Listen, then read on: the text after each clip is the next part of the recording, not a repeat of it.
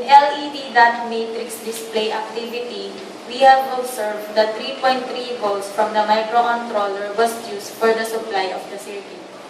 Connections should be checked and properly connected based on the circuit given for the matrix display. In joystick servo controller, we have observed that 5 volts from the digital trainer and 3.3 volts from the microcontroller was used as the supply source for the circuit. The potentiometer is used to vary the movement or rotation of each of the servo motor. In servo control, we have observed that for servo motor, external supply source is needed to support the required supply for the motor to work properly. The potentiometer is used to vary the direction of or the rotation of the servo motor.